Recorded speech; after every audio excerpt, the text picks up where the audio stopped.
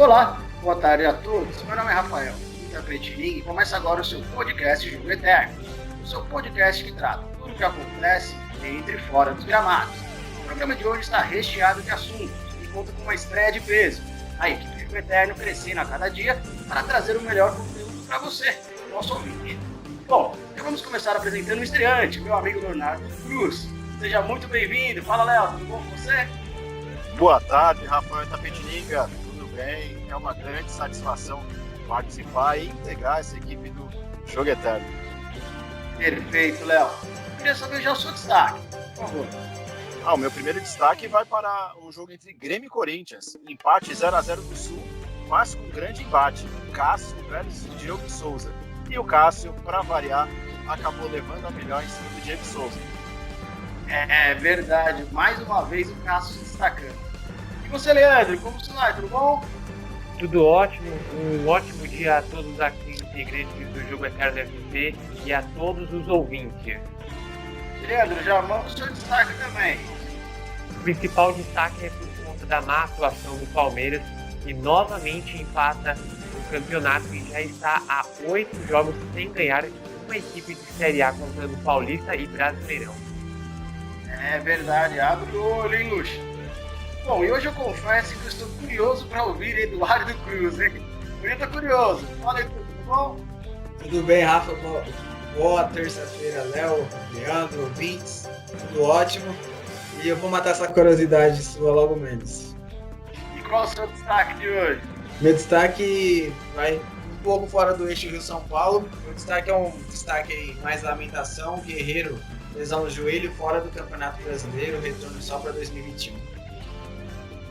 Realmente, Guerreiro que vinha muito bem, né? Fez 3 gols aí nos jogos do Brasileiro e realmente é uma grande perda. Bom, esse é o seu podcast Jogo Eterno, com o investimento de OKL Mania, o melhor do seu vestuário masculino e feminino, e Rising Box, os melhores óculos você encontra aqui. Bom, começando o nosso programa, o primeiro assunto é o Corinthians, que entrou em campo às 19 horas na Arena do Grêmio contra o Grêmio e empatou a partida em 0-0. Como o Leonardo já destacou, o Diego Souza perdendo um pênalti, uma cobrança de pênalti em cima do goleiro Cássio. Bom, falando um pouco sobre o jogo, o Corinthians, infelizmente, mais uma vez apático. Eu acho que nesses 2 primeiros jogos do Corinthians só jogou um tempo bem, né, que foi contra o Atlético Mineiro. E o Thiago Nunes promete aí mudanças para o próximo jogo. Bom, vou começar com o Leonardo, né, que é um setorista do Corinthians. Léo, me conta aí o que você achou sobre o jogo. E eu gostaria de saber, Thiago Nunes está na berlinda ou ainda tem ainda uma gordura para ele queimar? Então, as chances dele estão se esgotando. A areia da ampulheta está diminuindo a cada dia. O Corinthians, mais uma vez, como você disse, fez um jogo apático. O Corinthians não consegue jogar bem. Thiago Nunes foi contratado para mudar o estilo do Corinthians, que vinha de 10 anos, com Mano Menezes, Tite, Carille. Um estilo vencedor, é claro, mas que não agradava os olhos da torcida. E o Thiago Nunes tentou até, inicialmente, implantar um jogo mais ofensivo, mas viu que não deu certo. O Corinthians patinava no Campeonato Paulista, não conseguia jogar, conseguia resultados muito ruins, principalmente jogando na sua arena contra os times menores, e praticamente eliminado. Aí veio a pandemia, todo aquele período parado, e como passe de mágica conseguiu a classificação, graças ao nosso querido Guarani, que bobeou nas 2 últimas rodadas. Mas ainda assim o Corinthians não consegue convencer. Você disse sobre o primeiro tempo do jogo contra o Atlético Mineiro. Na verdade, foi um primeiro tempo que o Atlético foi melhor que o Corinthians, criou boas oportunidades. O Cássio salvou o Corinthians em vários momentos. Só que o Atlético vacilou. E uma bobeira do zagueiro atleticano, o Corinthians conseguiu fazer o seu primeiro gol com o Jô. E aí o Atlético teve que sair para o jogo, teve que se expor mais. O Corinthians, pouco tempo depois, conseguiu, e uma boa jogada ali pelo lado direito, com o Matheus Vital, o Jô dando um belo passe de calcanhar para o Arauz fazer o segundo gol. Mas isso daí foi ilusório. Tanto é que foi ilusório que no segundo tempo o Atlético veio avassalador. O São Paulo conseguiu ajustar bem a equipe, fazer as mudanças necessárias, e em 15 minutos o Atlético fez 3 gols. Poderia ter feito mais, na verdade até fez com o Hever, só que a arbitragem anulou dando impedimento. Então o Corinthians vem se safando nessas últimas partidas, não só do Brasileiro, como do Campeonato Paulista também. Pegou o Palmeiras na final, o Palmeiras que não, daqui a pouco nós vamos falar do Palmeiras também, não vive um grande momento. Então o Corinthians conseguiu fazer um gol no finalzinho, no último minuto com o jogo, no último instante, naquele pênalti que eu considero absurdo do Gustavo Gomes. Mas o Corinthians vem sobrevivendo. Não consegue jogar bem, não consegue encontrar o seu estilo de jogo.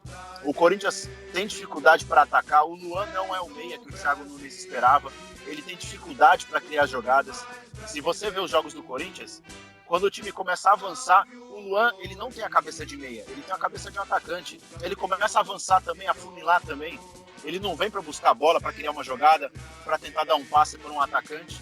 Então fica difícil. O Corinthians sem meias fica complicado, não tem velocidade. Os jogadores de lado não conseguem jogar da melhor forma. O Everaldo, quando entra, pelo amor de Deus, ele esquece da bola. Parece que ele está correndo uma maratona. Então tem muita dificuldade para atacar. E o sistema defensivo, que sempre foi o grande ponto do Corinthians, está falhando. Enquanto o Atlético Mineiro deu muito espaço, enquanto o Grêmio novamente deu muito espaço, o Cássio fez grandes defesas, o Jean-Pierre chutou uma bela bola na trave no segundo tempo. Então o Corinthians vem dando muito espaço no sistema defensivo e ofensivamente é nulo. É praticamente nulo o Corinthians. Não consegue criar, tem muita dificuldade. Jogadores apáticos, preguiçosos, com pouca inspiração, sem talento algum. O Corinthians sobrevive atualmente de um lance ou outro do jogo, que chegou graças à lesão do Bozelli, acabou já virando titular da equipe, e é o único ponto de esperança que a torcida tem pensando ofensivamente. E isso é muito pouco. Em um Campeonato Brasileiro com 38 rodadas, em que cada jogo é decisivo, o Corinthians tem que apresentar mais. Nas próximas 2 rodadas, tem 2 jogos em casa, teoricamente mais tranquilos, principalmente o próximo contra o Coritiba, mas precisa ganhar. O Corinthians jogou 2 partidas dificílimas fora, trouxe 1 ponto. Agora, em casa, precisa fazer os 6 pontos. O Corinthians precisa reagir, precisa mostrar que quer buscar alguma coisa no campeonato. Porque só lutar contra o rebaixamento, eu acho muito pouco. Aí você vai me questionar, mas já tá falando em rebaixamento? Eu vejo que assim, todas as equipes precisam inicialmente somar 45 pontos e fugir do rebaixamento, que é aquela pontuação de corte, de praxe que acontece no Brasileirão. Depois, pensar em algo mais. E o Corinthians, ao meu ver, não briga pelo título, o Corinthians não briga por Libertadores, quiçá uma vaga na Sul-Americana. Então, assim, somos 45 pontos e ver o que vai ser lá na frente. Agora, com o futebol que tá jogando, tá muito difícil, tá muito complicado. E respondendo a sua pergunta, o Thiago Nunes precisa acordar, porque Mano Menezes, que André Sanches gosta, está no sofá assistindo os jogos. Então é melhor ele acordar e fazer o seu time começar a jogar. Perfeito, Léo, perfeito. Pô, concordo com boa parte, apesar do seu pessimismo, eu concordo com boa parte. Agora, Leandro, eu queria saber de você. Eu acabei de receber uma informação aqui que o Otério acabou fechando com o Corinthians, vai integrar o elenco do Corinthians. Fale um pouco sobre o jogo e me fala, quero saber de você, o quanto o Otério ele vai ajudar e fazer diferença nesse time do Corinthians. O Otério ele tem muitas qualidades. Analisando quando ele jogava pelo Atlético Mineiro, sempre percebi que ele tinha muita velocidade, tanto meio campo ali na central, como também chegando um pouco mais nas laterais do campo. É um atleta que, se vier mesmo para o Corinthians, vai ser muito bom, porque é um time que ainda eu vejo que está faltando algumas peças, necessita de algumas contratações, e agora é o momento. Jorge Sampaoli, pelo jeito, não vai aproveitar o Otério. Pelas entrevistas que foram ditas anteriormente, parece que o Otério ele não se encaixou com a filosofia implantada do Jorge Sampaoli.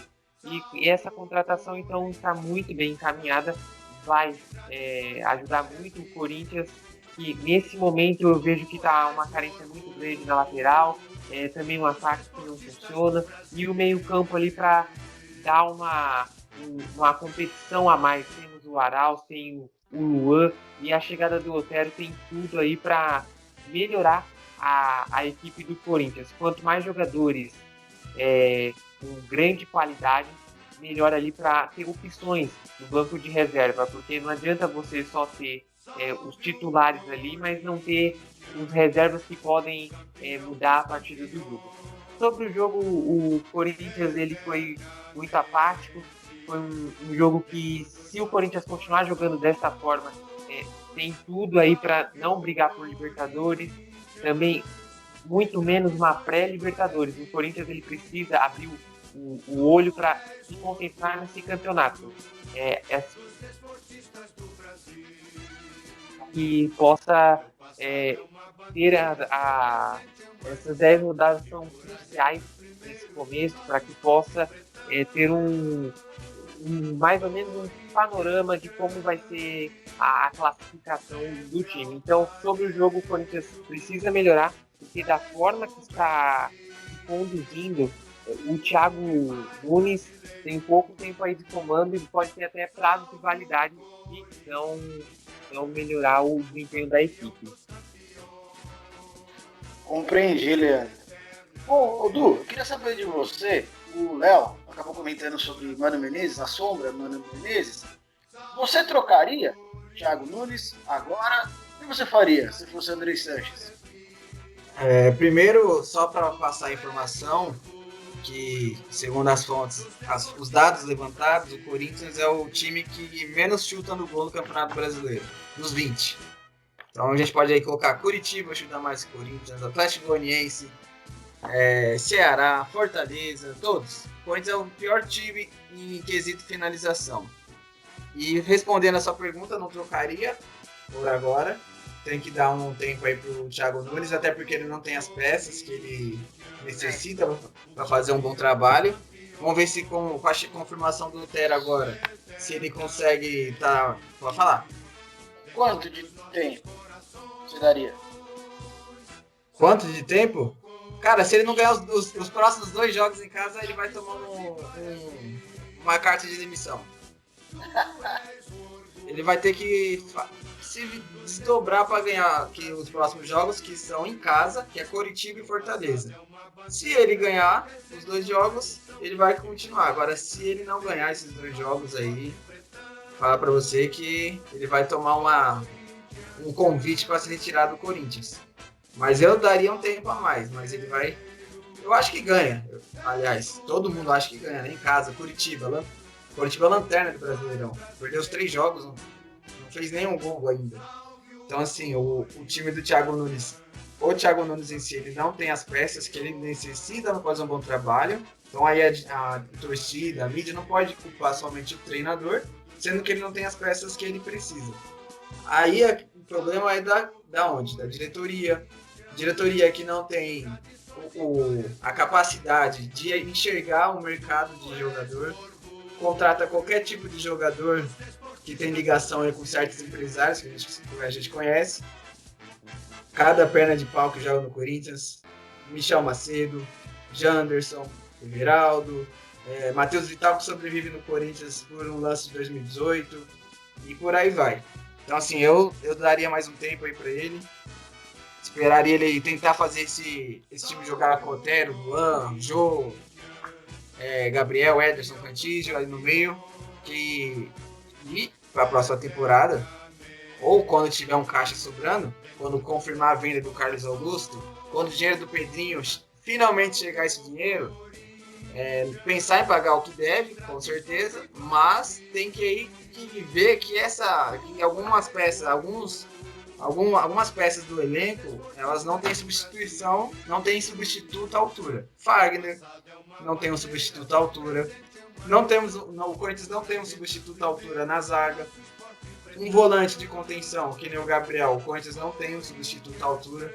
Não olha para a base, não sei o porquê o Corinthians não olha para a base. Então o Corinthians tem que se virar aí para se desdobrar e fazer aquela famosa solução de mercado aí com o que tem. Compreendi. Bom, realmente a gordura do Thiago Nunes está acabando. Eu, para ser sincero, não teria trago ele, mas já que eu acredito que ele tem que ficar. Tem que ficar, não importa os resultados, tem que ficar essa temporada aí, para a gente ter uma noção melhor. Léo, você que está acompanhando demais o Corinthians, né, nosso novo setorista, eu gostaria de saber. Todo mundo sabe, né, que o mandato de André Sanches está acabando. E com isso veio que ele, por por conta disso, vai soltar os cofres, né? Todo mundo sabe os problemas financeiros do Corinthians. Eu queria saber, além do Otero, você tem alguém ainda aí no mercado que o Corinthians vem especulando para trazer para melhorar esse time? Eu queria saber também de você, qual o time ideal que você escalaria hoje no Corinthians com as peças que tem? Então, além do Otero que está chegando, assim, o Corinthians, na verdade, é como você disse, não tem dinheiro. Então tem que tentar, de alguma forma, utilizar o que tem lá, as peças que tem lá, para fazer trocas. O Otero está vindo por uma situação de mercado. O São Paulo não quer mais um Atlético Mineiro, vai vir por empréstimo gratuito, e o Corinthians já estava namorando o Otero, até o próprio Casares, o Corinthians namorou durante um bom tempo. É um jogador que pode, sim, fazer alguma diferença, é um jogador que tem um bom chute de fora da área, é um meia que talvez possa facilitar o andamento do futebol ofensivo do Corinthians. Talvez outros jogadores, aí depende muito do que o Thiago Nunes pensa pro time. Como o Eduardo acabou de dizer, que ele não tem tanta culpa por não ter peças. Mas vamos lá. O Luan, o Corinthians já estava em negociação, mas o Thiago Nunes validou a vinda do Luan e colocou o Luan como meia. A gente sabe que o Luan, quando ele foi o melhor jogador das Américas em 2017 pelo Grêmio, ele era um jogador que tinha muita liberdade, jogava até mais como ponta de lança, jogava aberto pela esquerda, não era exatamente o armador do time do Grêmio. Quem fazia muito aquela função era o Arthur, que depois foi vendido ao Barcelona. Era um segundo volante, mas ele fazia muito trabalho de meia. Ele dispensou Ralf e Jadson. Tudo bem, são jogadores veteranos que tinham um salário muito alto, mas, por exemplo, o Jadson, em condição física ideal, não tem nenhum jogador no elenco do Corinthians que faça a função que ele fazia. Então, talvez o Jadson pudesse, sendo bem trabalhado pelo departamento médico, fisiológico, pudesse ter uma sequência em 2020 no Corinthians. Ainda mais pelo fato de ter parado bom tempo por causa da pandemia, daria para dar um desenvolvimento legal para o futebol do Jadson. O Ralf, tudo bem, tem o Gabriel lá que faz o papel até um pouquinho melhor que o Ralf, porque ele tem até uma saída de bola melhor que a do Ralf, mas então o Thiago Nunes fez as suas escolhas, e eu acho que ele talvez esteja pagando por isso.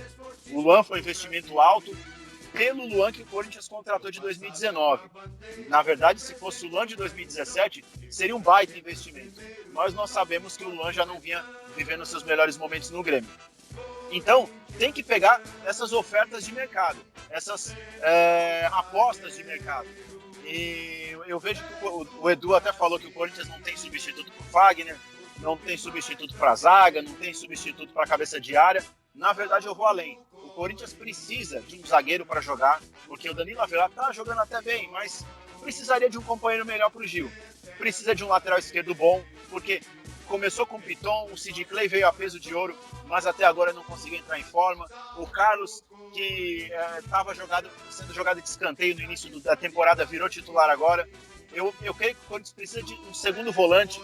O Cantígio é um jogador que veio bem cotado, começou bem, mas depois desse período da pandemia, teve aquela questão do Covid, mas não conseguiu desenvolver seu futebol até agora. O Ederson começou bem agora nos jogos após a pandemia, mas já deu uma caída, então acho que o Corinthians precisaria de um segundo volante um pouco mais confiável. Um armador é essencial, o Corinthians precisa de um armador com urgência e pelo menos um jogador de velocidade. O Otero pode ser que seja esse cara, mas talvez se conseguisse trazer mais um, seria o ideal para participar ali com o jogo das ações ofensivas do Corinthians. Escalação, vamos lá, com o que o Corinthians tem hoje? Cássio, Fagner, Gil, Avelar e Carlos. Eu acho que esse sistema defensivo, para mim tá ok. Eu tiraria o Gabriel, eu daria um pouco mais de dinâmica nesse meio, com o Ederson e com o Cantígio. Eu acho que o meio de campo um pouco mais móvel pode facilitar para o Corinthians criar as suas ações ofensivas. Ô, Léo, tá certo? Oi. Você vai tirar quem do time? O Gabriel. Se prepara. Não, é isso que eu ia falar agora. Prepara pode ter um pouco mais de vulnerabilidade defensiva, mas o Corinthians precisa criar.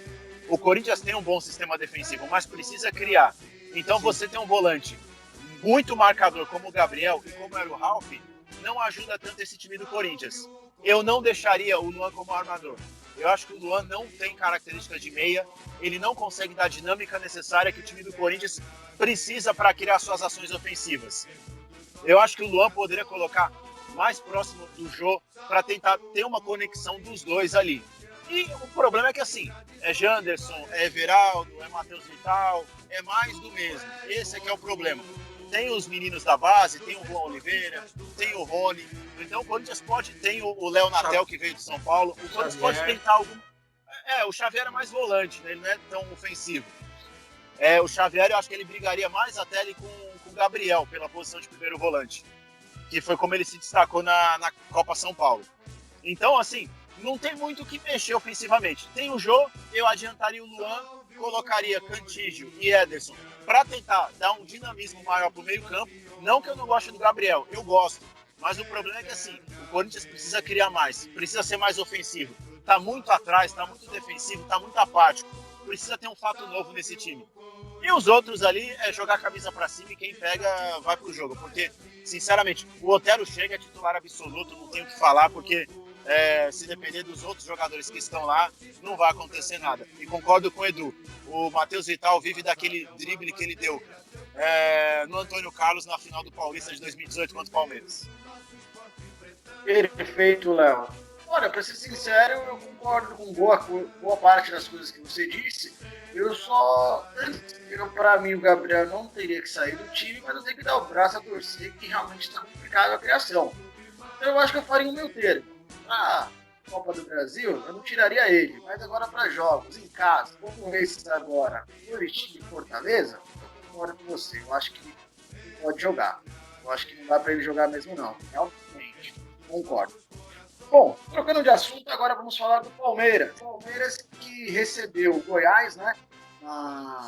Às 19h30 no Allianz Parque. Esse jogo foi no domingo. Domingo? Domingo, o jogo foi domingo, que hora? Não, o jogo foi no sábado. Foi sábado. Foi sábado.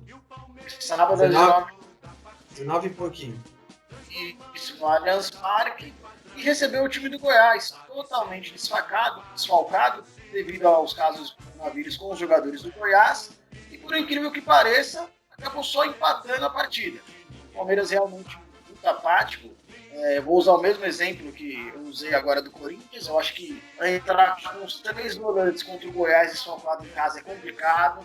Entendeu? Por mais que o Luxemburgo venha aí de um título paulista, né? Foi muito comemorado no final do Fluminense. Bom, e realmente a torcida já está começando a pegar no pé. Eu queria saber de você, Leandro.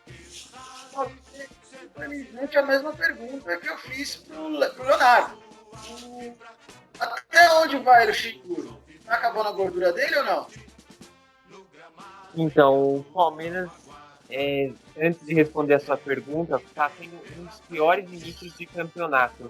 Para se ter uma ideia, a primeira rodada o Palmeiras não jogou, porque estava disputando a final do Campeonato Paulista, e as outras 2 rodadas, a segunda e a terceira, teve empate com gols. O Palmeiras está tendo um desempenho muito abaixo, e se continuar da forma que está acontecendo, o Luxemburgo, aos poucos, ele vai ficando pressionado. Para se ter uma ideia, a manchete que está na imprensa é a seguinte: o Palmeiras não vence já 8 times de Série A que disputou. Não consegue vencer, simplesmente ou empata ou perde. Então, assim, temos que comparar a seguinte situação. O Palmeiras ele foi campeão paulista porque o Corinthians realmente estava muito abaixo naquele jogo. Mas mesmo conquistando o título paulista, isso não está credenciando em nada o time Verdão aí conseguir boas colocações no campeonato. Atualmente está ocupando a 23ª colocação. E um detalhe, o Palmeiras conseguiu empatar para um time que está com 13 ou 15 desfalques de jogadores com coronavírus, o time do Goiás. Isso, 13. Então é impressionante o como o time está apático, não consegue desempenhar aquele bom futebol já faz muito tempo, bem antes dessa pandemia. Eu não entendo porque o Luxemburgo utilizou 3 volantes, não havia tanta necessidade de utilizar 3 volantes num jogo que praticamente, na teoria, o Palmeiras era favorito. acompanhando as estatísticas, o Palmeiras tinha como retrospecto, com um confronto direto com o Goiás, melhor ataque, melhor defesa, melhor aproveitamento e mais vitórias que o Goiás. Mesmo com todo esse favoritismo, o Palmeiras não conseguiu mostrar o seu bom desempenho. Então é bom o Luxemburgo abrir o olho, pensar melhor nessa equipe, dar algum up a mais nessa equipe, porque do jeito que está, vai ficar pressionado e a demissão pode estar ali próximo do horizonte. Falando sobre o jogo, o Palmeiras no início pressionou muito o Goiás, mas depois que fez o gol com o Gomes de cabeça, começou a meio que recuar, e aí o Goiás começou a tomar a iniciativa, começou a dar trabalho para o goleiro Everton, e aí teve uma falta que alguns dizem que não foi falta, eu acredito que também não foi, o Rafael Vaz. Ali, a culpa desse gol que aconteceu do Goiás, pelo que estava passando, pelo que estava na entrevista coletiva que o Vanderlei Luxemburgo concedeu após o jogo, que ele orientou que os jogadores pulassem na barreira. Simplesmente o Rafael Vaz, zagueiro, chutou a bola por baixo, passou por baixo da barreira. O Everton nem imaginava que o Rafael fazeria esse tipo de gol, e aí o Goiás empata. Detalhe, até na barreira o Palmeiras não está conseguindo jogar bem, não está conseguindo criar artifícios diferentes ali. Se você colocasse um cara ali atrás da barreira, você já conseguiria evitar esse tipo de lance. Tanto é que o Rafael Vaz já tem um histórico de batedor de falta. Os analistas de desempenho do Palmeiras deveria ter alertado caso ocorresse esse tipo de situação. Já no segundo tempo, o Palmeiras também continuou pressionando, mas aos poucos o Goiás conseguiu ter controle do jogo, conseguiu controlar o ânimo da partida e conseguiu levar esse empate para casa. Detalhe, se o Palmeiras ele continuar nesse desempenho da forma que está levando nesse início de campeonato, não chega muito longe. Não é favorito hoje, analisando o desempenho que está ocorrendo dessa equipe, não é favorito nem para ganhar título de Libertadores, Campeonato Brasileiro, muito menos de Copa do Brasil. E o Luxemburgo precisa urgente tentar melhorar essa equipe, porque da forma que está indo, não está dando certo. Luiz Adriano, apático, Bruno Henrique na reserva, Lucas Lima não está jogando mais nada, Gustavo Scarpa, eu não sei o que está acontecendo com esse time milionário. Jogadores super caros no banco de reserva, e quando entra em campo também não faz nada. Urgentemente aí o Palmeiras precisa de uma mudança. Perfeito, Leandro. Eu concordo com você ali no lance da falta do Goiás. Eu concordo também que não foi, mas não dá pro torcedor palmeirense apegar nisso, né? Realmente o time precisa jogar mais. Edu, eu recebi um scout referente aos 3 meias do Palmeiras: Lucas Lima, Rafael Veiga e Gustavo Scarpa. Por incrível que pareça, o Lucas Lima ele tem o melhor desempenho. Eu gostaria de saber, para tirar os 3 volantes, você colocaria um dos 3? E quem você colocaria? Eu colocaria o Scarpa. Para mim é o melhor dos 3, disparado. O Lucas Lima é preguiçoso, ruim de bola, não corre, não marca, não chuta, não entra na área. Ele só pega a bola e toca pro lado, tenta dar uma invertida no jogo. Eu acho o Scarpa muito mais produtivo pro time por causa do que o Scarpa ele entra na área, ele perde gols dentro da área, que nem ele perde, beleza. Mas ele pisa dentro da área, ele finaliza muito bem de fora da área. E diferente do Lucas Lima, que não entra na área, né? Aquela velha frase do Muricy que ele falava pro Ganso: você tem que pisar na área para fazer gol. Se você não pisar na área, você não faz gol. O Lucas Lima não pisa na área. E o Rafael Veiga, dos 3 é o mais fraco. Mas eu colocaria o Scarpa porque ele me agrada mais. Além de poder jogar, pode falar. Não, é que eu acho que aquele pênalti que o Scarpa perdeu no Brasileiro do ano passado... Queimou ele. Viu? Queimou ele. Mas eu daria chance para ele. Porque dos 3 ele é o melhor. O Lucas Lima perdeu o pênalti em final. de Paulistão também contra o próprio Corinthians em 2018. Ele perdeu o terceiro pênalti que o Cássio defendeu. Então, não vejo lógica na torcida, não, né? Na diretoria, na torcida também, do Palmeiras também, queimar o Scarpa, que perdeu um pênalti num jogo de Brasileirão, que terminou empatado em 1-1, cada um ganhou um ponto, e não queimar o Lucas Lima, que perdeu um pênalti numa final dentro de casa e o Corinthians foi o campeão. Então não tem a lógica, não tem o... Botar na balança, o do Lucas Lima foi infinitamente mais decisivo do que o jogo do Scarpa, que ele perdeu o pênalti. Mas é difícil. Acho que do Lucas Lima se esperava isso. Acho que do Scarpa não. Acho que aí tá o problema. Mas mesmo assim eu manteria o Gustavo Scarpa. Esses 3 volantes aí pra mim no Palmeiras é coisa de doido, viu? Vou falar pra você. Os 2 meninos eu até entendo. Agora o Ramires fez o que pra estar jogando titular? É mais um caso daqueles jogadores que jogam com o peso da Europa. Quando a gente for falar de São Paulo, a gente vai falar bem disso. Agora, o Ramires fez o que para ser titular do Palmeiras? Ele chegou ano passado, fez o quê?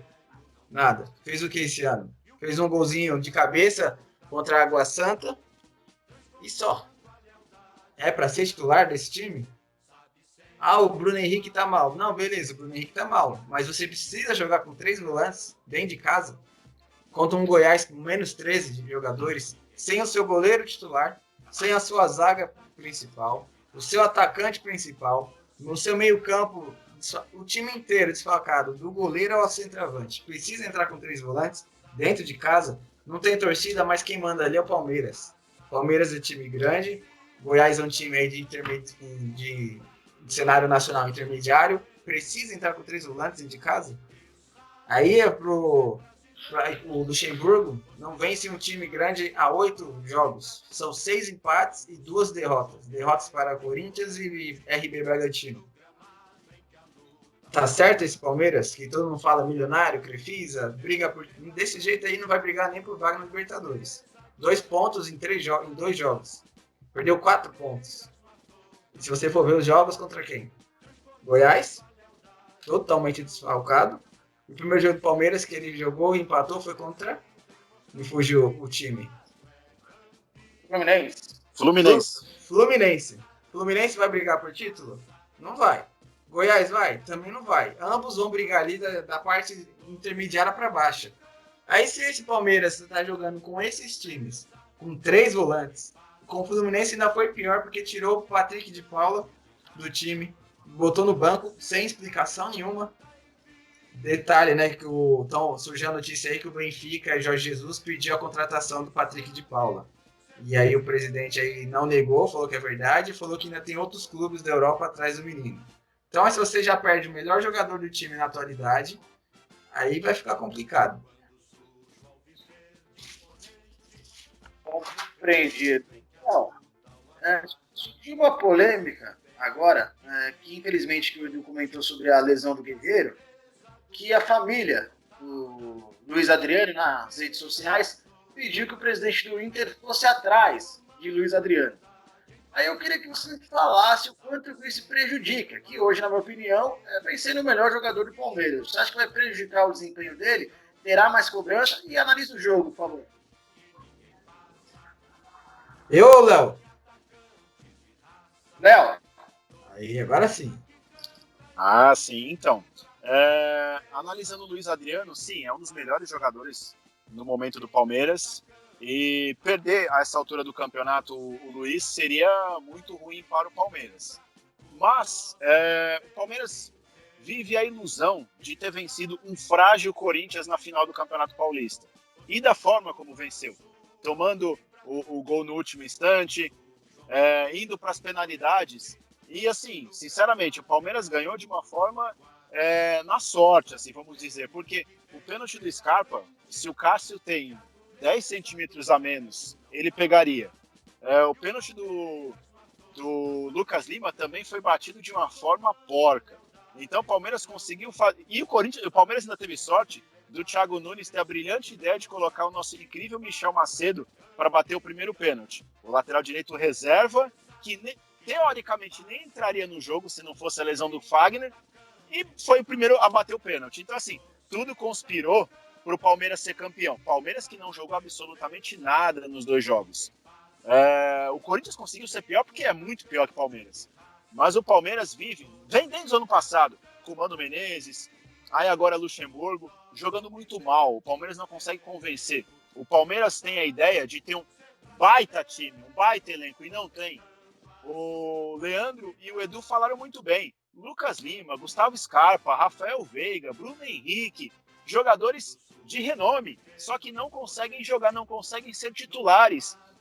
Perderam posição para Gabriel Menino, perderam posição para Patrick de Paula. O Ramires veio da Europa no passado, ficou um bom tempo lesionado, não sei se é amigo do Luxemburgo ou o que acontece, que ele virou titular absoluto agora do Palmeiras.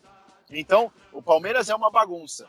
Administrativamente, não sei até onde isso acaba se influenciando, porque será que o Palmeiras está bem administrado mesmo pelo senhor Maurício Gagliotti, ou está escondendo atrás de um pool de dinheiro da Crefisa? Porque a Crefisa tem muito dinheiro, investe bastante dinheiro no Palmeiras. Concordo que muita grana é errada, mas então eu vejo que assim, o Palmeiras tem que acordar, tem que colocar os pés no chão. O Palmeiras, nos últimos tempos, caiu muito na pilha de perder vários jogos para o Corinthians, de não conseguir vencer o Corinthians. A grande diferença do Palmeiras para o Flamengo, para mim, é que assim, o Flamengo é rei do Rio. O Palmeiras não consegue ser rei aqui em São Paulo. E isso é um bloqueio muito grave que o Palmeiras tem. Ele não consegue se livrar dos seus adversários daqui. Ano passado foi eliminado pelo São Paulo na semifinal do Campeonato Paulista, perdeu a final em 2018 para o Corinthians, em 2017 foi surrado pela Ponte Preta no Moisés Lucarelli e não conseguiu fazer a final contra o Corinthians.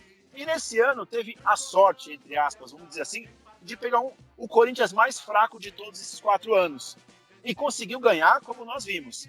Então o Palmeiras tem que acordar. O Palmeiras quer ser o campeão da América, o Palmeiras quer brigar pelo título mundial, que é o grande discurso do Palmeiras há alguns anos, e principalmente depois de 2015, quando a Crefisa chegou. Quando o Nobre chegou em 2013, após o segundo rebaixamento em 2012, e com a chegada da Crefisa, aumentou esse discurso. É Libertadores, é Mundial, só que o Palmeiras tem que subir degrau a degrau. O Palmeiras, ao meu ver, não tem um bom time. O Palmeiras acha que tem um bom time. Esse é o problema. Eu achar que sou bom. Não, você tem que provar que é bom. O Palmeiras hoje vive dos meninos, do Gabriel Veron, que está machucado, mas apareceu bem ano passado, do Gabriel Menino, do Patrick de Paula. Tem um bom goleiro que é o Everton. Tem um bom sistema defensivo ali com o Felipe Melo, com o Gustavo Gomes. As laterais do Palmeiras, vamos lá. Diogo Barbosa é ridículo. É um jogador que veio a peso de ouro do Cruzeiro, bicampeão brasileiro em 13 e 14. Ele não consegue marcar, ele não consegue atacar, ele não faz nada, é um peso morto. É a Avenida Diogo Barbosa pela esquerda. O ataque do Palmeiras tem sim um bom atacante, que é o Luiz Adriano. Rony, me falem sobre Rony, que veio a peso de ouro do Atlético Paranaense. Uma briga com o Corinthians, Palmeiras foi lá e conseguiu comprar o Rony. O que o Rony fez no Palmeiras até agora? Ele não consegue jogar, ele não consegue dar um drible, ele não consegue driblar marcadores fracos, vamos dizer assim, fracos. Ele não consegue fazer gol. O Rony, que foi campeão no Atlético Paranaense com o Thiago Nunes, campeão da Copa do Brasil, campeão da Copa Sul-Americana, fez gol do título no Beira-Rio. Cadê o Rony? O Rony até agora não conseguiu desenvolver o seu futebol no Palmeiras. Isso, falando do Rony, vamos falar de outros jogadores. O Palmeiras tinha uma dependência, e ainda tem, eu vejo, muito grande do Dudu. O Dudu, sim, era um grande jogador. O Dudu era quem desequilibrava. O Dudu era quem quebrava as linhas de marcação com um drible, com um chute fora da área, com uma arrancada. O Dudu foi embora e o Palmeiras não se encontra. Com o Dudu tinha essa dependência. Agora, sem o Dudu, piorou completamente a situação do Palmeiras. Então o Palmeiras precisa acordar. O Luxemburgo, talvez ele tenha um crédito a mais por ter conquistado o Paulista.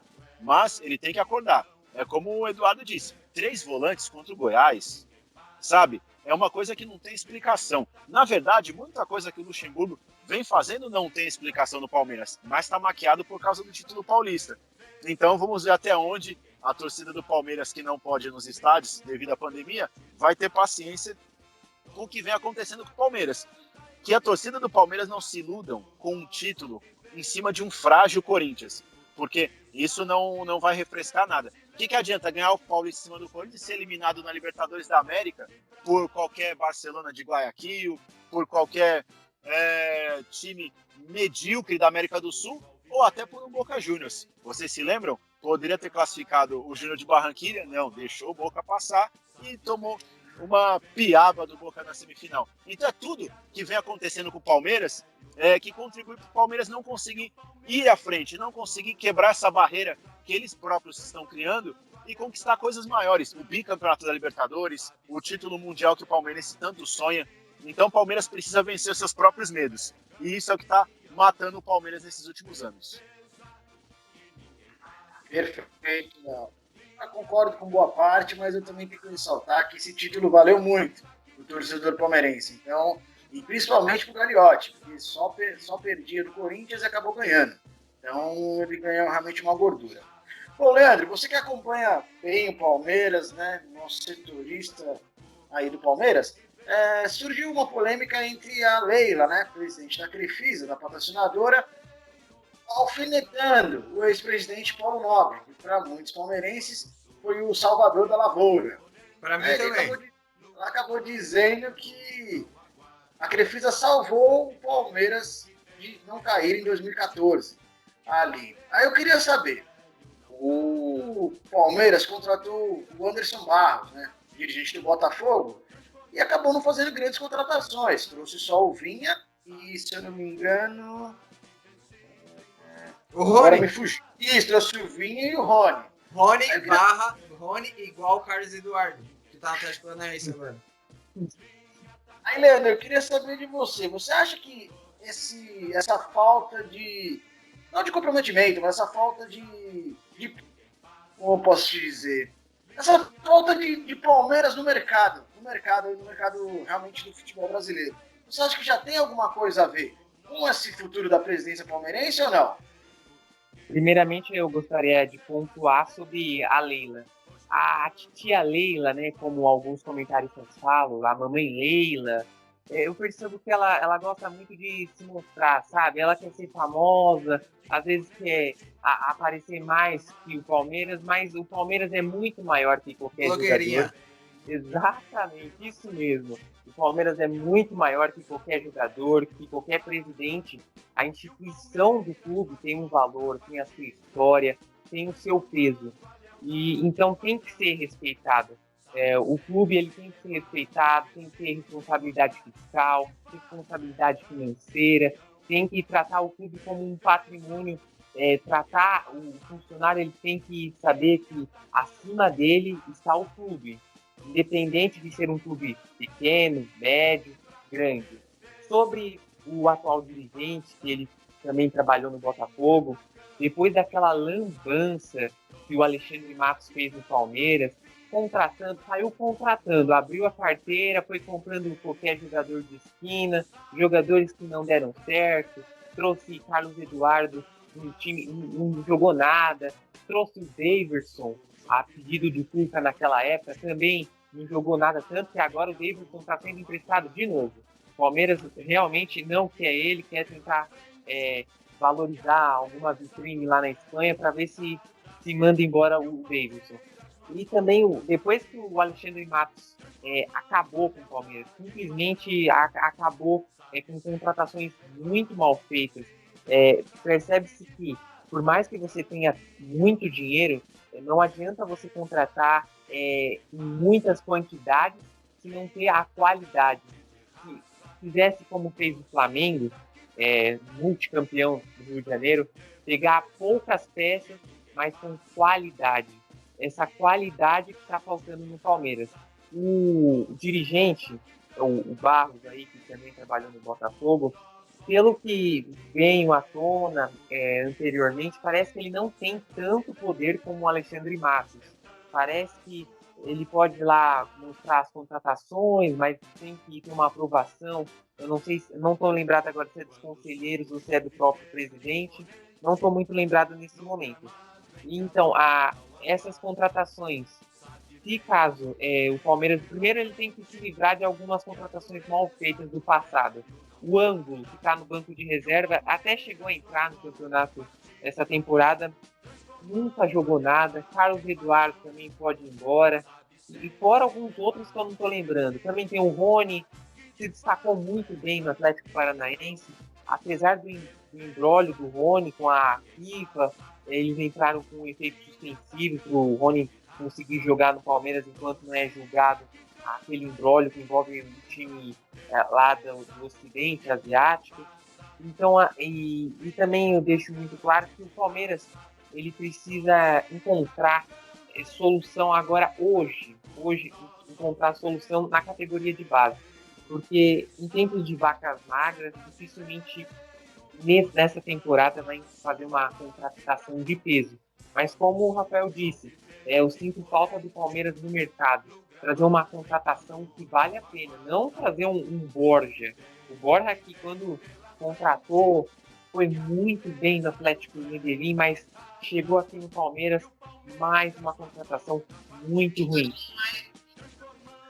Oi? Me enganou, achei que ele ia fazer mais gol que o sei lá quem, me enganou. Se tivesse troca de devolução por defeito de garantia, com certeza já teria ido embora. Sobre o Paulo Nobre, ele é inquestionável. Com certeza ele foi, se não um dos melhores, o melhor presidente da história do Palmeiras.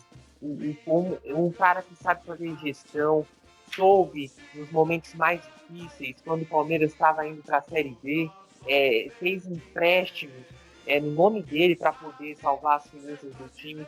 Para mim, o Paulo Nobre é um dos melhores da história.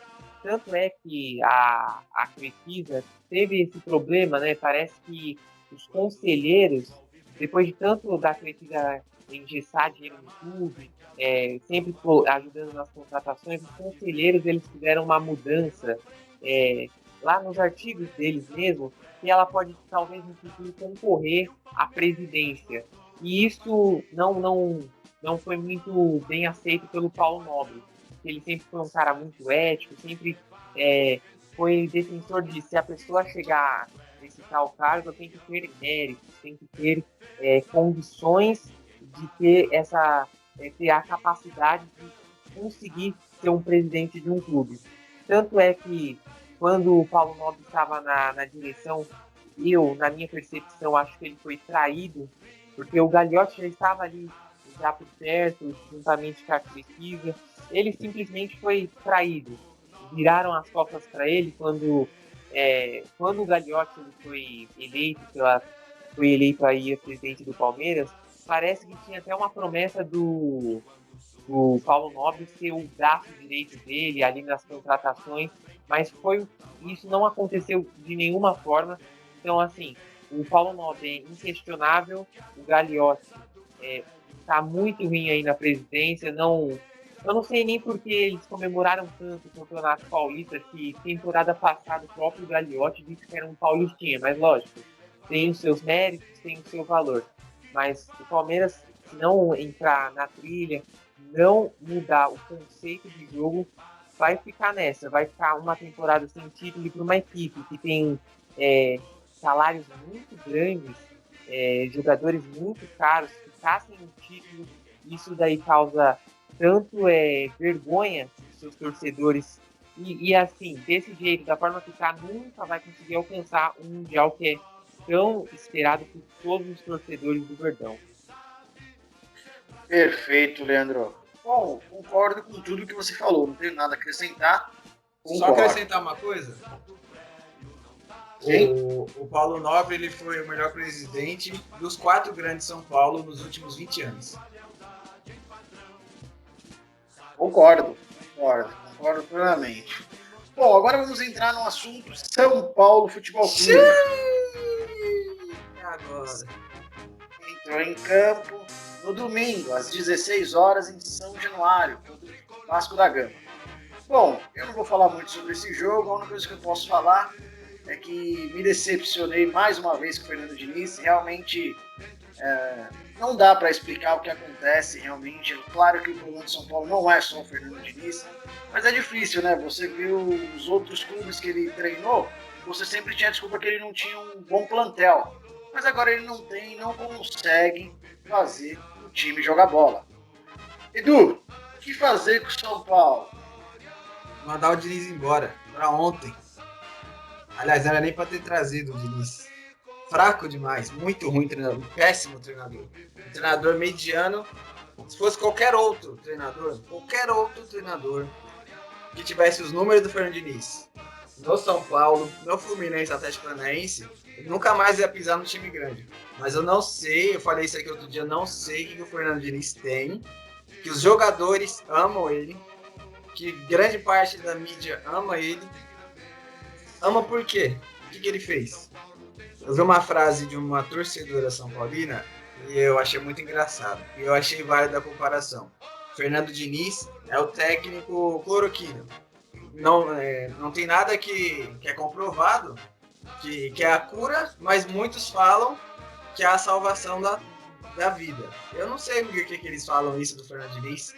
Fraco, muito, sem critério nenhum, não sabe escalar o time, escala o time todo errado. Aí você vê um São Paulo perdendo de 2-0 pro Vasco, e aí ele tem um Pato no banco, que o Pato recebe 1.200.000 por mês, ele me bota o Carneiro, que não jogava há 1 ano.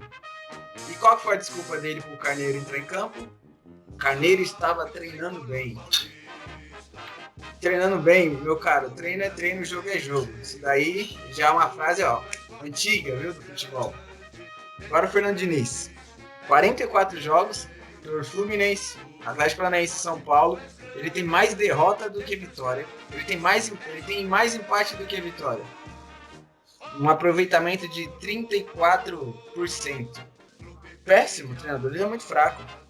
Ele não fez nada de bom em nenhum clube que ele passou no seu Audax, mas na sequência ele rebaixou o Audax para a Série A2 Paulista. Do jogo, literalmente, São Paulo entrou pelo cano, literalmente. Senhor Reinaldo foi dar o chutão para estourar, mandou a bola para trás. Na sequência saiu o gol do Vasco, do primeiro gol do Cano. E aí o Reinaldo ele tem um problema muito sério mentalmente falando. Que quando o São Paulo perde, quando o São Paulo está perdendo o jogo, ele fica totalmente descontrolado. Ele parece que é aquele jogador mimado, aqueles filhos mimados. Quando perde uma partida, começa a espernear, chorar, brigar, gritar. Porque toda vez que o São Paulo está perdendo o jogo, o Reinaldo ele quer bater, ele quer gritar com os adversários, ele quer ficar botando o dedo na cara, quer falar que ele é mais homem que o jogador. Sendo que se ele jogar só a bola dele, que ele é um bom lateral, no caso, ele é o melhor jogador de São Paulo na temporada, ele vai parar de passar esses vexames que ele passa, de querer ficar mostrando que é mais homem que todo mundo. Notou que ele que fez o gol do São Paulo de pênalti, um pênalti muito bem marcado e muito bem mandado voltar a cobrança, porque o goleiro Fernando Miguel se antecipou. Agora o time do Vasco, o time do Ramon Menezes. Ramon, inteligente, já provou que parece ser muito mais inteligente que o Fernando Diniz, para mim é um burro, não sabe nada de futebol, péssimo. O Ramon, um time muito limitado, o que ele fez? Vamos marcar o São Paulo. Vamos jogar no erro do São Paulo. E foi isso que ele fez. O primeiro gol do Vasco, erro do São Paulo. Tanto na origem do escanteio, quanto na sequência do lance. O segundo gol do Vasco já foi num contra-ataque, um erro de marcação de quem? Do São Paulo, porque deixou o centroavante dentro da área sozinho. Aliás, deixou o volante do Vasco avançar todo o campo de ataque com a bola dominada, ninguém matou a jogada, e ele só simplesmente rolou pro Cano fazer o gol. E o Cano 2 gols. No jogo ele não tinha tocado na bola 2 vezes. Ele tocou 4 vezes na bola no jogo, fez 2 gols. O aproveitamento dele é absurdo. São 16 gols do Vasco em 2020, 11 gols do Cano. 11 de 16. Então já vê que o Cano é diferenciado. Acho que só o São Paulo não sabia quem era Germancano. Porque quem acompanha futebol, quem vê futebol sabe que o Germancano faz gol e é aquele jogador que é aquilo. No máximo é 2 toques na bola e chuta pro gol. Isso daí não é de agora, isso daí é desde o Independente Medellín da Colômbia, quando ele jogava lá. Então isso não é de hoje. Então o scout do São Paulo, alguém quer falar? Pode falar. Só um adendo aí no que você tá falando do Cano. O Cano foi oferecido ao São Paulo. Então. E o Diniz não quis. Ele só faz gol.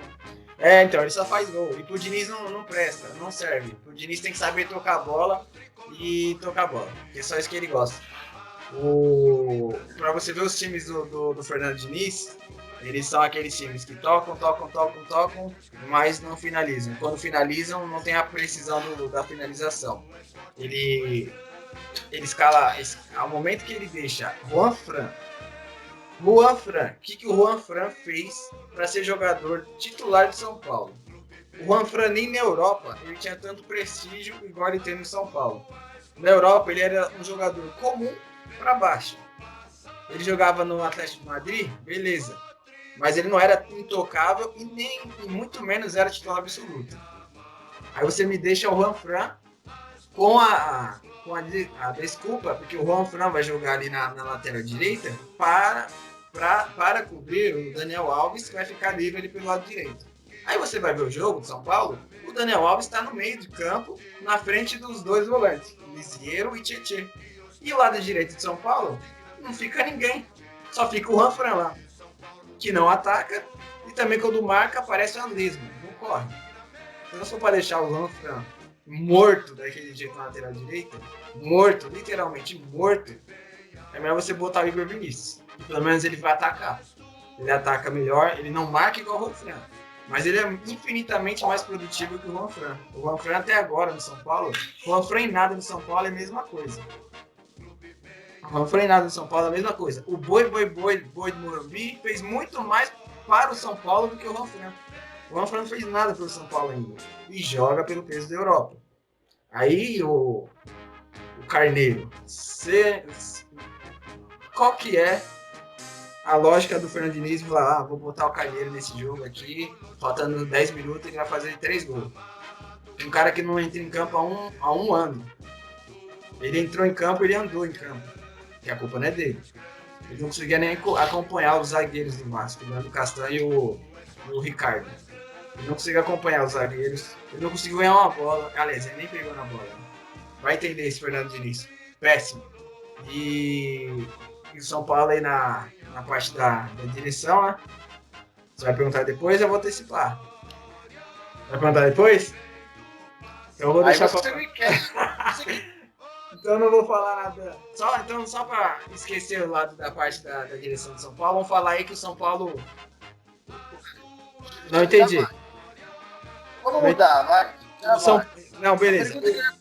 Só antes de você falar, só para concluir, o São Paulo prorrogou o contrato do Rojas até o final do Brasileirão, que é em fevereiro de 2021. Então, eu acho que renovou muito mais por gratidão e por consideração atleta do que qualquer outra coisa, né? Porque em campo, ele foi bem naquele ano de 2016, se eu não me engano, né? Ele foi super bem. Aí, lesão atrás de lesão, não conseguiu mais jogar. E aí o São Paulo renovou até 2021. Prorrogou, aliás, não renovou. Mas aí não pode, pô. São Paulo não é casa de caridade. Por exemplo, se pagou o cara direitinho até agora, tem que renovar com ele. Se acha que tem que desempenhar alguma coisa, não. Perfeito. Tá. Se você tá pagando o salário em dia, a obrigação do clube é pagar em dia. A obrigação do atleta é jogar futebol. O São Paulo não tem culpa que ele teve 3, 4 lesões no joelho seguidas. O São Paulo não tem culpa. O São Paulo tratou, continuou pagando o mesmo valor. Ele ficou 2 anos sem jogar bola. E o São Paulo continuou pagando os 2 anos com o mesmo salário. Não teve diminuição, não teve redução, não teve nada. É o mesmo salário. Ele chegou, eu não sei quanto que ele ganha, também nem me interessa. Ele chegou em 2016 ganhando 100. O São Paulo tá pagando 100 até hoje, mesmo ele jogando só em 2016. Então, assim, nós estamos em 2020. 4 anos vai fazer que ele não joga bola. 2, 3 anos. Então, aí você ainda renova por gratidão. O São Paulo tá uma bagunça, essa é a realidade.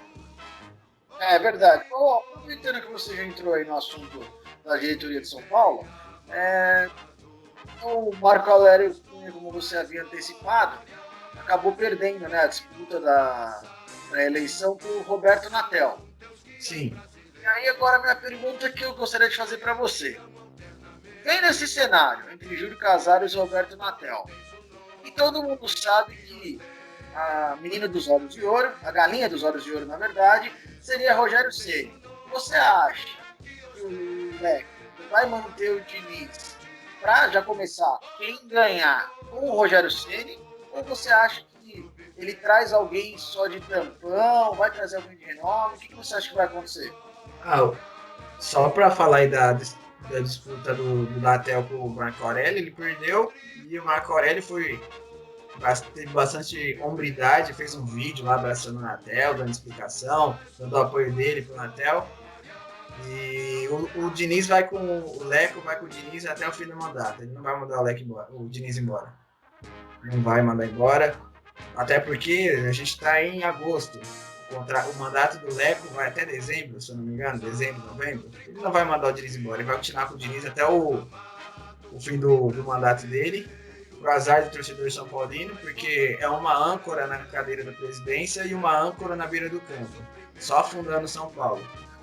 E aí, falando aí da presidência aí da disputa, você quer que eu já dou o meu pitaco aí da disputa, Natel e Casares? Sim, por favor. Vai ganhar o Casares pelo simples fato de, para quem não lembra, o Casares ele apoiou o Leco, ele saiu aí, parou de apoiar o Leco aí, vejo eu, por uma oportunidade de assumir a presidência, porque ele vê que todo mundo estava criticando o Leco, o diretor, parte da oposição, torcida, mídia, todo mundo. Aí falou, opa, aí é a minha chance de pegar ali a cadeira do homem. Depois que o Juvenal faleceu e deixou a cadeira lá vaga, parece que ele está assombrando ali o CT da Barra Funda. Porque todo mundo que senta ali só faz besteira. É um pior que o outro. O Leco conseguiu ser o pior de todos.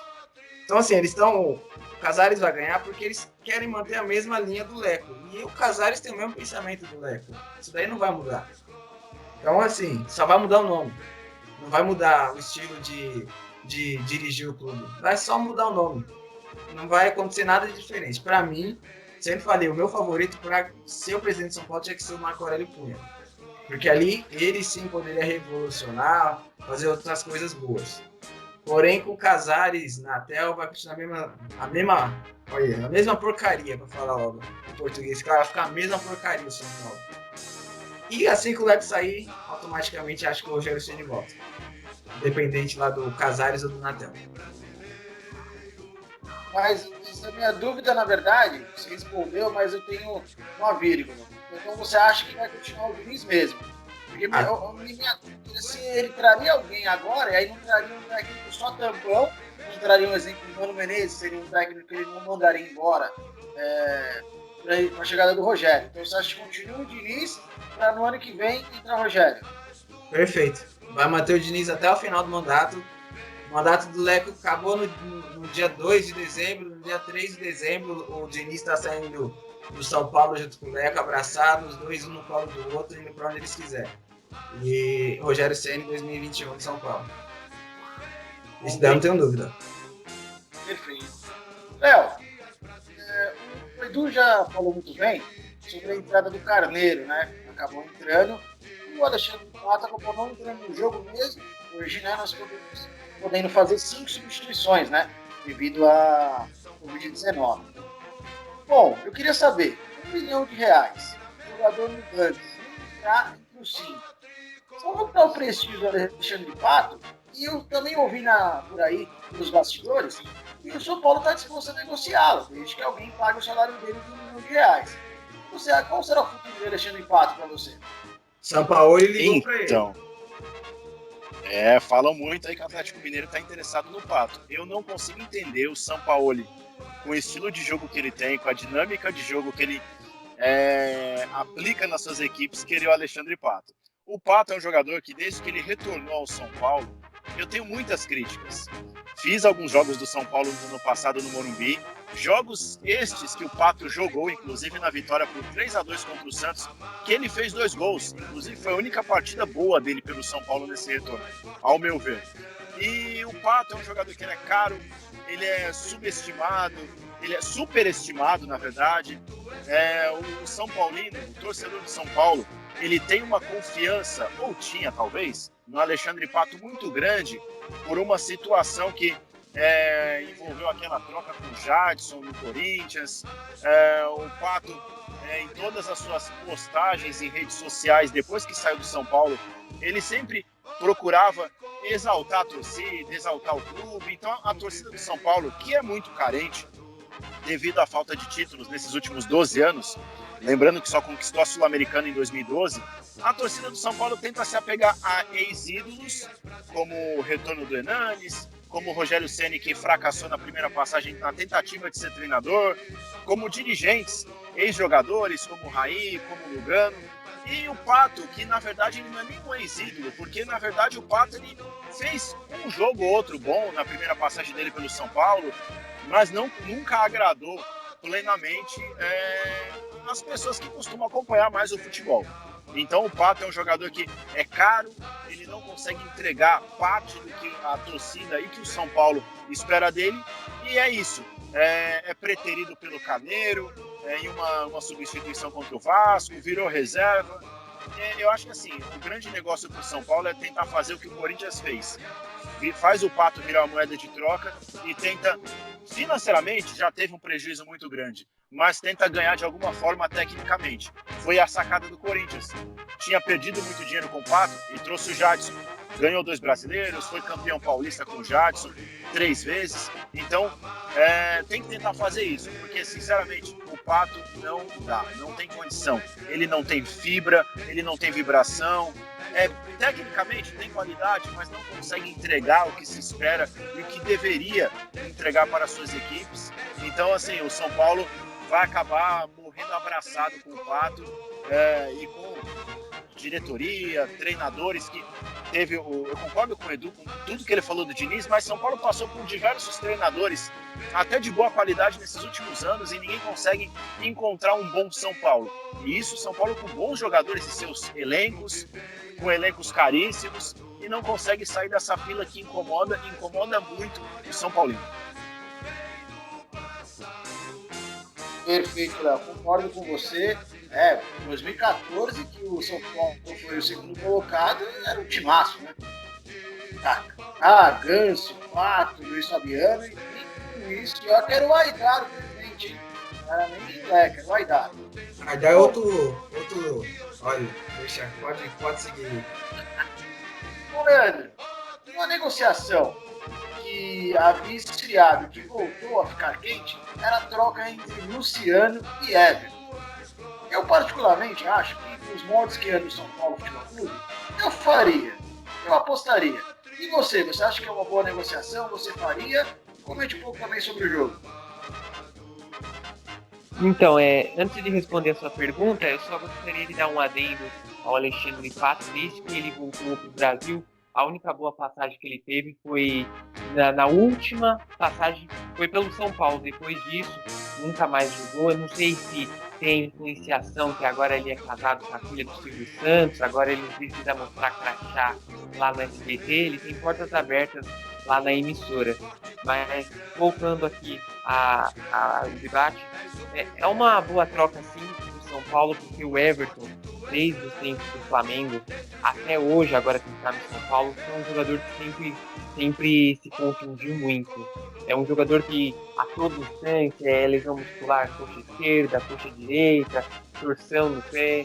É um jogador que ele parece muito o estilo do Marcos Reus, no sentido de toda hora se confundir. Então, se essa troca der certo, os valores forem acertados, é interessante sim o Everton ter um novo ar para respirar, um novo tudo, para ver se consegue se encaixar num time e ter uma sequência, porque sempre quando ele está começando a jogar bem, vem uma lesão, atrapalha, aí tem que recuperar toda a parte física. O Luciano vindo para o São Paulo é mais uma boa opção, já que o Alexandre Pato não está jogando.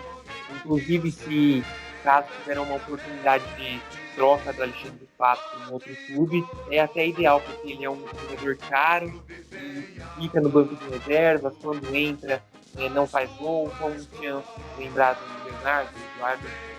A última partida que ele fez foi muito boa foi contra o Santos, foi 3-2, mas já faz muito tempo. Sobre o jogo, já não é mais novidade o São Paulo perder novamente, dessa vez foi para o Vasco. Vasco que não é aquela equipe que tem um padrão tático muito incrível, chamar muita atenção. Enquanto tiver o Diniz ali, não tiver a troca, o comandante ali da comissão técnica, não vai adiantar. O São Paulo sempre vai ficar nessa. A última vez que o São Paulo foi campeão foi em 2012. Se não mudar a mentalidade agora, dificilmente consegue um título nessa temporada. Então, o primeiro passo de tudo é tirar o Diniz, mas pode ser que ele fique até o final da temporada. Uma boa opção é o Rogério Ceni. Eu acredito muito no trabalho dele, fez um trabalho muito incrível no Fortaleza e após essas eleições aí no clube, quem sabe pode ser que o Rogério Ceni volte. Perfeito, Leandro. Bom, agora nós vamos entrar no assunto Santos Futebol Clube. O Santos entrou em campo e se recuperou. Acabou vencendo sua partida de 3-1 do bom time do Atlético Paranaense. O jogo foi na Vila Belmiro no domingo, se eu não me engano, às 19 horas. Bom, é isso. Eu realmente sou fã do técnico Cuca. Eu acho que realmente ele dá jeito em time, principalmente em time que não tem muitas peças que nem o Santos. E ressaltar o Marinho, né, que fez mais uma bela partida e pode estar envolvido talvez aí numa negociação. Eu queria saber de você, Leonardo, está sendo ventilado que talvez, apesar do Santos não poder contratar, uma troca com o goleiro Walter. Você faria essa troca e eu gostaria de saber se você falasse um pouco do desempenho do Peixe. Então, o Santos, eu acho que a grande sacada do Santos foi ter contratado o Cuca. O Gesualdo não vinha bem no Santos, o Santos vinha muito mal, jogando muito mal mesmo. E o Cuca, como você disse, ele consegue trabalhar com jogadores, às vezes, não tão famosos, jogadores, de certa forma, até limitados. Ele consegue dar um bom padrão tático, ele consegue desenvolver um bom jogo. E o Santos tem até bons valores. Tem o Marinho, nosso querido Di Marinho, que é um jogador que às vezes parece que ele tem um parafuso a menos, arruma uma expulsão aqui, outra ali, mas consegue fazer os seus gols. Tem o Sanches, que mesmo já sendo bem experiente, eu acho o Carlos Sanches um grande jogador, um grande meio-campista, moderno, marca bem, ataca muito bem, é um jogador de bola parada. Então o Santos tem alguns bons nomes. Em relação a essa troca do Marinho pelo Walter, eu vejo de uma forma positiva para todos os lados. O Santos precisa de um grande goleiro. Eu não vejo no Vladimir um goleiro que inspire tanta confiança para ser o goleiro do Santos. O Walter é um grande goleiro. Por mais que ele esteja no banco de reservas do Cássio desde 2013, desde a sua chegada ao Corinthians, o Walter comprovadamente é um grande goleiro. Inclusive, chegou a levar o Cássio ao banco alguns momentos, só que ele deu azar. Em umas 2 ou 3 oportunidades que ele virou titular, se contundiu logo na sequência. Aí o Cássio retoma a posição de titular e não sai mais. Mas o Walter é um grandíssimo goleiro. Tem muita qualidade, tecnicamente muito bom. Então, para o Santos e para o Walter seria interessante. Corinthians e Marinho. O Corinthians precisa de um jogador que tenha a vibração do Marinho, que tenha o sangue nos olhos do Marinho, que faça gols, que não tenha medo de chutar de fora da área, coisa que o Marinho não tem. O Marinho é um jogador que acho que cairia bem nesse time do Corinthians. Não é brilhante, não é nenhum craque, é voluntarioso. Mas o Marinho hoje seria melhor que Everaldo, seria melhor que o próprio Luan. O Marinho seria melhor que o Janderson. Eu acho que ele faria um papel, uma dupla até interessante ali de ataque com o Jô no Corinthians. Então eu vejo que seria interessante para os 4 lados, para o Marinho, para o Walter, para o Corinthians e para o Santos. E para dar uma movimentada também no futebol. Concordo com o que o Leandro falou a respeito da troca do Luciano, a vinda do Luciano para o São Paulo e a ida do Everton para o Grêmio.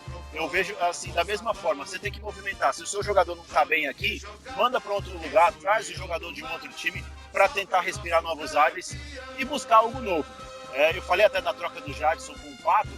Na época, eu era até meio reticente, porque o Jadson ele era um jogador que, pensando no Corinthians, que o Jadson era um jogador que não tinha vibração, não tinha o sangue que a torcida do Corinthians gosta. E ele veio pro Corinthians, jogou muito bem, honrou a camisa 10 do Corinthians e conquistou títulos. Então eu acho saudável, salutar esse tipo de troca no futebol brasileiro. Ô Rafa, tô com o site aqui aberto e tem vamos dizer assim, um spoiler da escalação do Corinthians para quarta. Você, Rafael, não vai gostar. O Léo acertou na mosca a princípio. Cássio Fagner Gil. Pode falar? A torcida do Santos vai te matar, velho. Não entendi. A torcida do Santos vai te matar desse jeito. Você quer dar a escalação no momento do Santos? Não tem problema, tá falando do Corinthians mesmo, a torcida do Santos espera. Ó, Cássio Fagner Gil, Avelar, Sid Clay, Ederson, Cantillo, Ramiro, Luan, Natel e Ju. 1-0 pro Léo, hein? Perfeito. Bom, voltando ao Santos Futebol Clube, eu concordo que a troca no futebol brasileiro, realmente concordo com o Leonardo, é muito importante. Mas eu acredito que o Corinthians levaria muita vantagem nessa troca aí.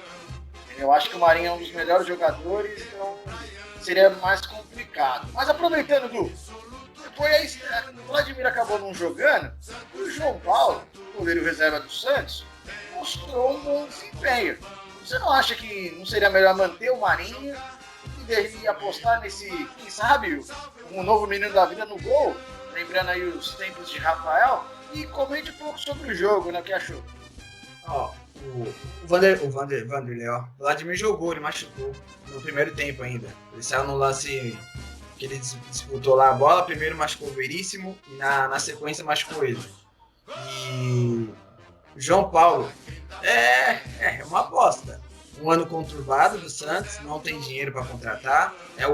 Essa temporada, aliás, na próxima temporada, o Santos não pode contratar ninguém, punição da FIFA, por falta de pagamentos aí. Cara, pro gol, você apostar no menino, ele tem que ser muito bom, igual o Rafael. Então aí vai da parte da comissão técnica do Santos, que fez a avaliação do menino, que subiu ele para o time profissional. Mais por falta de opção do que por qualidade ou qualquer outra coisa. Todos sabem que o Santos, depois que o Vanderlei foi embora, que o São Paulo não quis o Vanderlei, trouxe o Everson. Aí o São Paulo ele vai embora. O Everson é tentado a ir embora também para tomar o mesmo destino do São Paulo, assim como o Sacha, que parece que está indo pro Galo. Aí o Santos fica como? Ficou de mãos atadas, literalmente. Fica com o Vladimir, que era do Santos, estava emprestado ano passado para o Avaí, foi rebaixado para o Avaí. Aí o Santos tem que chamar ele às pressas, porque não tinha outro goleiro para você colocar ali na meta do Santos. Ele machuca, cai no colo do menino. Foi muito bem no jogo, João Paulo.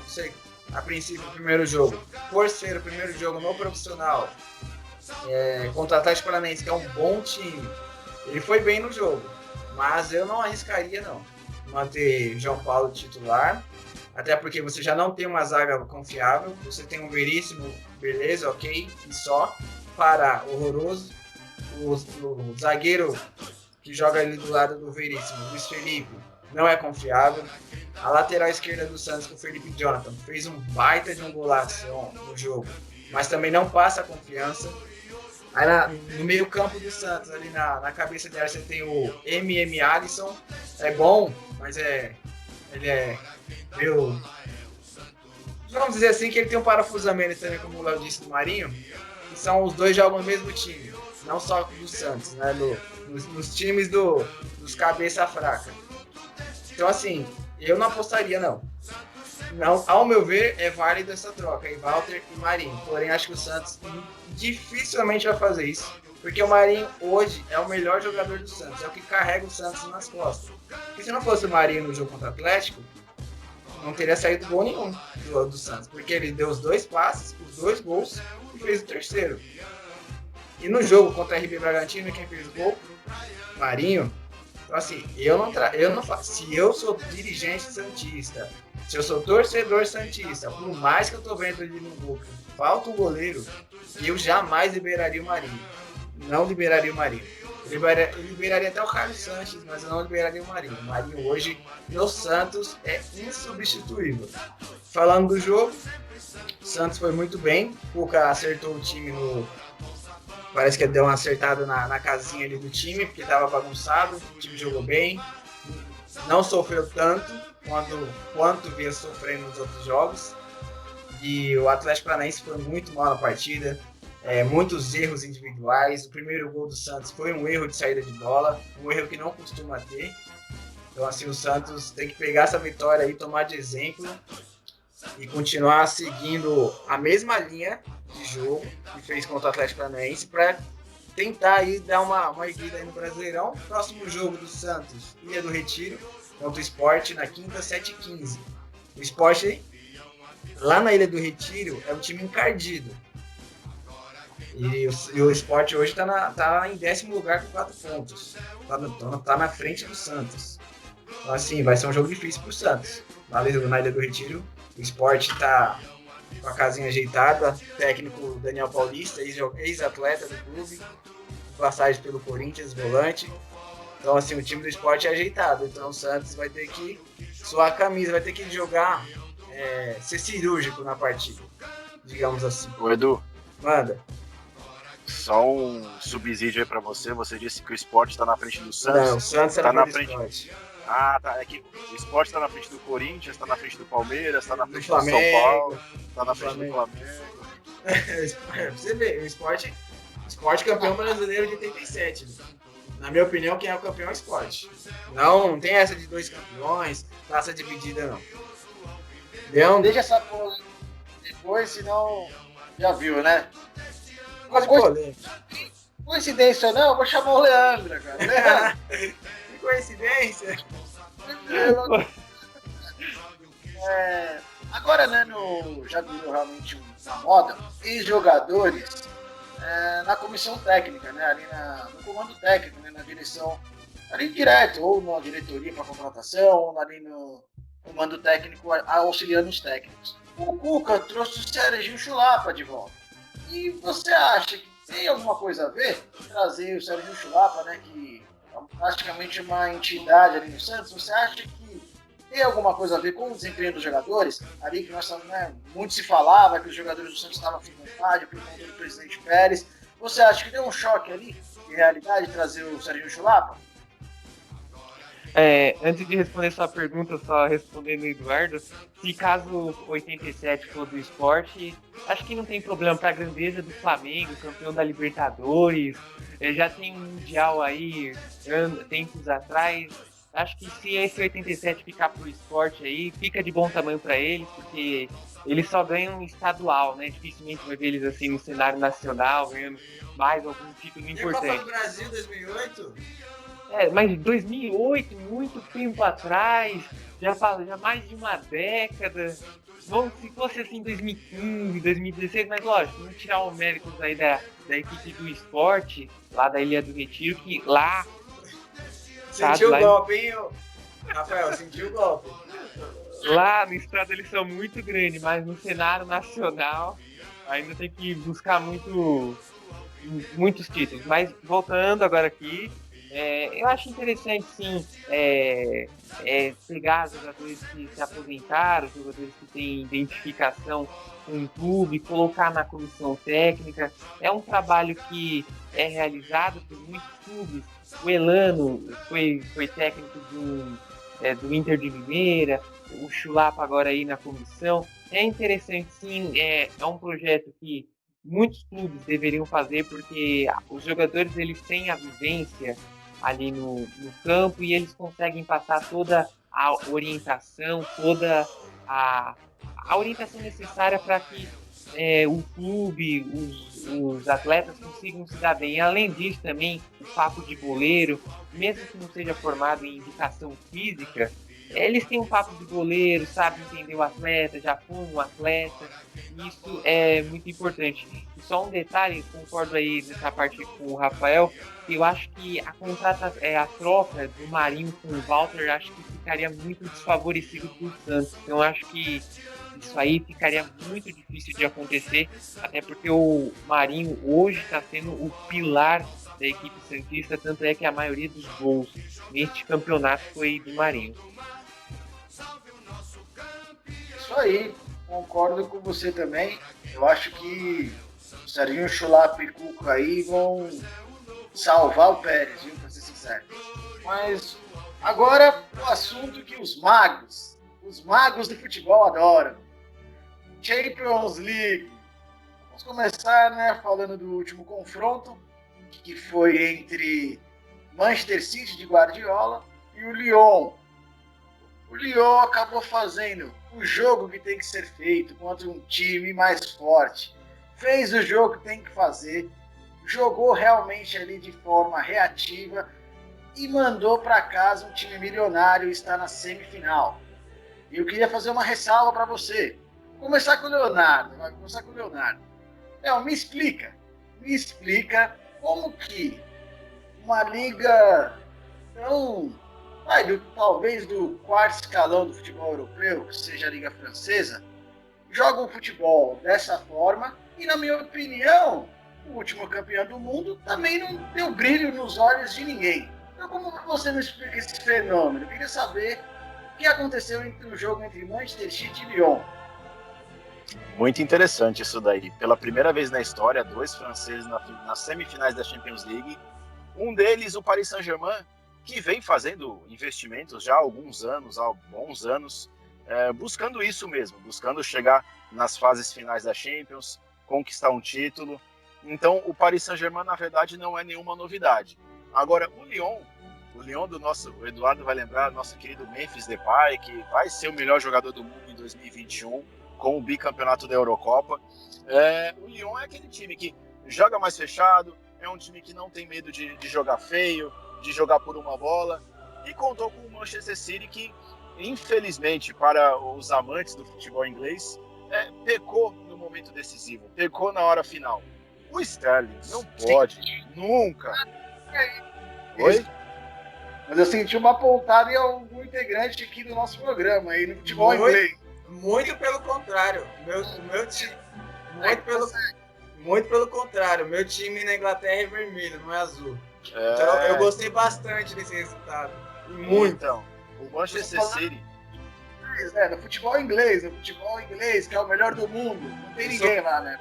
Eu sou clopista, não sou guardiolista. Então, e o Manchester City falhou no momento decisivo. O Sterling não poderia nunca perder um gol daqueles. Tá perdendo de 2-1, finalzinho do jogo. O Gabriel Jesus fez uma baita de uma jogada pelo lado direito, entregou o gol para ele. Ele não pode chutar aquela bola por cima, não existe aquilo. Então o Manchester City pecou pelos seus próprios erros, ofensivamente e defensivamente também. E aí o Lyon não tem nada a ver com isso, foi lá, fez seus gols e ganhou por 3-1. Vejo que o Lyon, obviamente, não é favorito contra um Bayern de Munique, que vem destruindo todo mundo pela frente, mas é bem verdade que o Lyon não era favorito contra a Juventus, venceu. Não era favorito contra o Manchester City, venceu. Será que o Lyon vai ser tão zebra assim se chegar numa final de Champions League? Não sei, está quebrando barreiras. Agora, sobre o que você falou do futebol francês ser lá um quarto escalão da Europa, sim, concordo, o futebol francês não é nada de outro mundo, o campeonato francês é muito fraco, mas está aí, com 2 times nas semifinais e um deles com grandes chances de chegar na final, que é o Paris Saint-Germain. Na verdade, eu vejo até com obrigação de chegar nessa grande final aí, e talvez o Lyon, acredito que talvez não consiga passar, mas não colocaria minhas 2 mãos no fogo pelo Bayern, não, porque o Lyon vem mostrando a cada eliminatória, a cada fase, que pode surpreender, pode ir mais longe. E Champions League, por mais que não tenhamos torcida, que é um grande barato dessa competição, né? São esses jogos eliminatórios, é uma grande competição, é uma competição apaixonante, e tem muito disso, né? Eu lembro que em 2004 tivemos a final Porto Em Mônaco, tinha o Real Madrid dos Galácticos, tinha a Juventus, que tinha um grande time, o Barcelona de Ronaldinho Gaúcho, e Mônaco e Porto fizeram a grande final. Então, de vez em quando acontece isso na Champions League. Times que você não espera fazerem a final. Imagina Lyon e Paris Saint-Germain. Imagina Lyon e Red Bull Leipzig. Que loucura! É verdade, verdade. A Champions realmente tem esse potencial, né? Realmente, os jogos normalmente são emocionantes, com algumas exceções. E é isso. Leandro, queria saber de você. O Leonardo citou bem, né? Que realmente é um fato inédito, 2 franceses aí na semifinal. Eu gostaria que você falasse mais sobre o jogo, né? Mais sobre o jogo e o que você espera aí nessa sequência do campeonato. Sobre o jogo, aquele gol foi decisivo. Aquele gol que o Sterling perdeu na cara foi crucial para a eliminação do City. Se tivesse naquele momento feito aquele gol, com certeza teria levado para a prorrogação. O Guardiola poderia ter um fôlego a mais. E aí, quem sabe, o Manchester City ter classificado para essa semifinal. Mas suposições não aconteceram. Perdeu aquele gol incrível. O Lyon aproveitou essa oportunidade e depois acabou ampliando o placar. Mais uma vez o Guardiola tem esse sonho de conquistar a Champions League com o Manchester, mas mais uma vez fica pelo caminho novamente. E sobre o Gabriel Jesus, teve uma atuação muito boa, gostei dele dentro de campo, se movimentou, sempre foi aquele jogador que tem muita raça, também muito talento. A minha projeção aí para essa final, o PSG passa, apesar do time alemão ser muito bem comandado pelo técnico, muito organizado. Na temporada passada ficou na 3ª colocação da Bundesliga, mas de um lado passa a PSG, do outro lado, apesar do Bayern de Munique ter um grande time, o Lyon também ele pode pregar peças, passou pela Juventus, agora pelo Manchester City, mas eu acho que a final fica entre Bayern de Munique e PSG. Legal, legal. Du, eu queria que você falasse mais sobre o Manchester City. Eu queria que você explicasse realmente aí o que acontece com o Manchester City. O Lyon a gente já sabe que realmente vem sendo um fenômeno, né? Realmente, do lado do Leipzig é a grande surpresa do campeonato, mas queria que você falasse um pouco mais do que acontece com o Manchester City. Você ia falar o que você acha sobre o time. Cara, o City, ele sente essas fases finais de Champions, porque não é um time que está acostumado a jogar Champions League. Falar a verdade, o Manchester City não tem camisa para jogar Champions League, ficar de muito lero-lero não. O Manchester City, ele nem grande na Inglaterra ele só é um time com muito dinheiro. E aí, pelo fato de você ter muito dinheiro, você faz grandes times. Mas ele não é um time grande, é um time mediano aí, comum. Mas como tem investimento do Sheik, ele vira um baita de um time. Mas aí ele sente essas fases finais de Champions. Já é a 4ª vez que o Guardiola é eliminado com a camisa treinando o Manchester City. 3 nas quartas e 1 nas oitavas. E se ele vai permanecer no Manchester City, e ele vai ficar mais uma temporada sem levantar Champions com a camisa do Manchester City. O Manchester City tem um estilo de jogo muito bem definido, bastante toque, é mais ou menos o Barcelona do tic-tac. Praticamente é quase a mesma coisa, mas só que sem o Messi. Mas aí você vê quando ele pode falar. Eu acho que eu não fui claro na pergunta. Eu queria que você falasse da formação dos jogadores, o que realmente você acha sobre a montagem do elenco. Na partida em si? Não, eu digo nessas eliminações constantes, aproveitando o seu raciocínio, nessas eliminações constantes. Por que acontece isso com o Manchester City com um elenco que, na minha opinião, é bom? Não, o elenco do Manchester City é excelente. Você tem um De Bruyne, que é o melhor meio-campo do mundo na atualidade, não tem nenhum meio-campo melhor do que ele. O Sterling perdeu aquele gol feito, mas ele tá jogando muita bola mesmo. Mas aí o que acontece com o City? É os erros individuais nos momentos que não podem acontecer. É um gol que o Sterling perde debaixo da trave, é um gol que o Gabriel Jesus perde também. Quando estava 1-1 o jogo, ele perdeu um gol. feito também, que ele foi dar um rolê, ele chutou a orelha da bola. Gols assim você não se perde nesses tipos de jogos.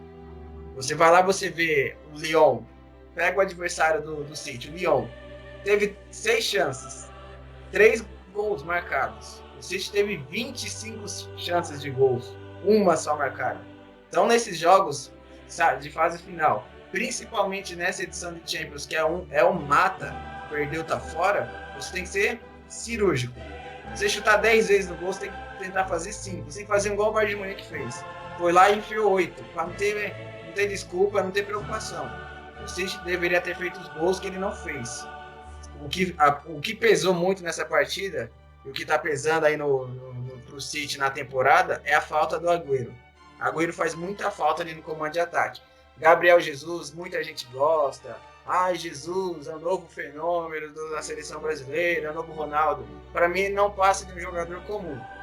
Não é aquele centroavante que você, olha, que maravilha. Não, para mim é um jogador comum.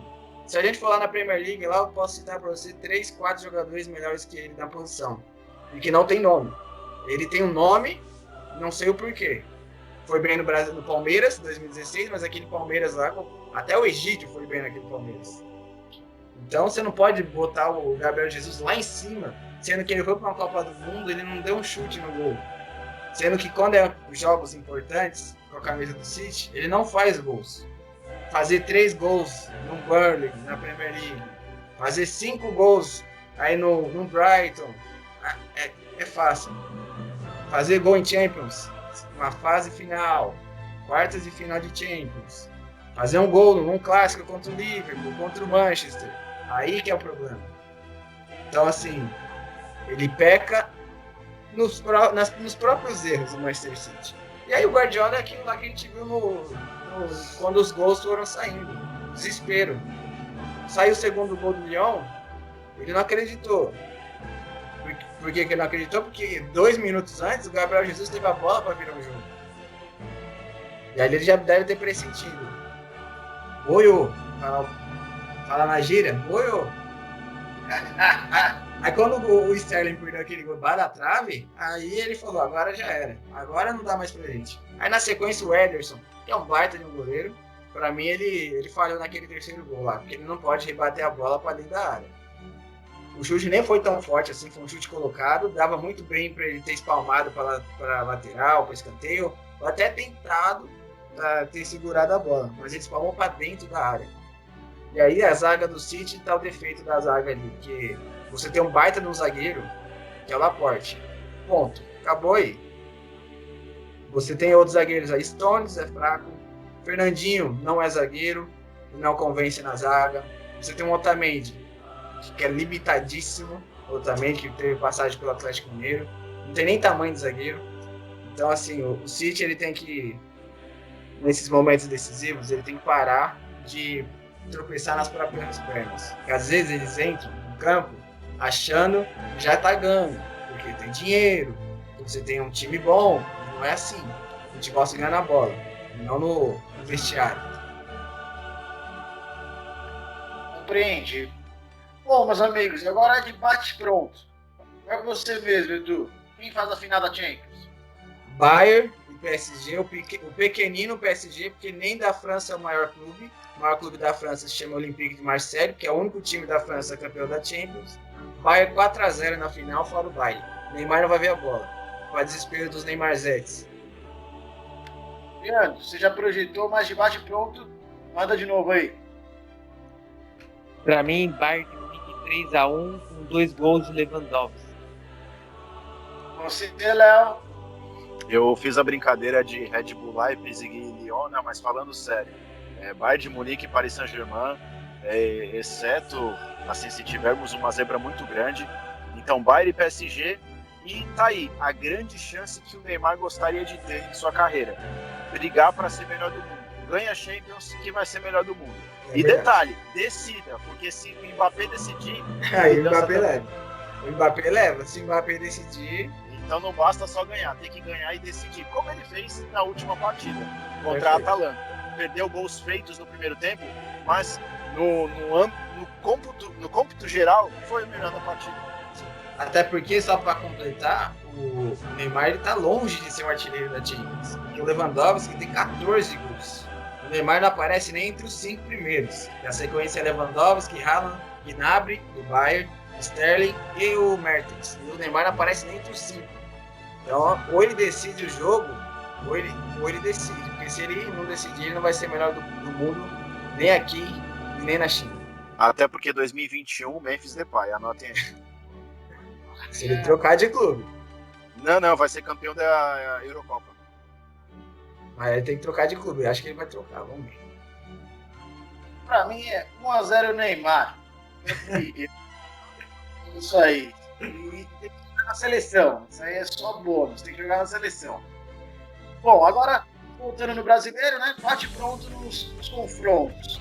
Primeiro, quarta-feira, às 19h30, Arena da Baixada. Atlético Paranaense e Palmeiras. Leonardo. Palmeiras e Atlético Paranaense. Atlético Paranaense vence 1x0. Eduardo. 1x1. Leandro. 1x1 também. Perfeito. O Corinthians recebe o Coritiba. Não, desculpe, não falei meu palpite, né? Pra mim, 1x1. Verdade. Tá fugindo? Pra mim, 1x1 também, jogo lá na Arena da Baixada.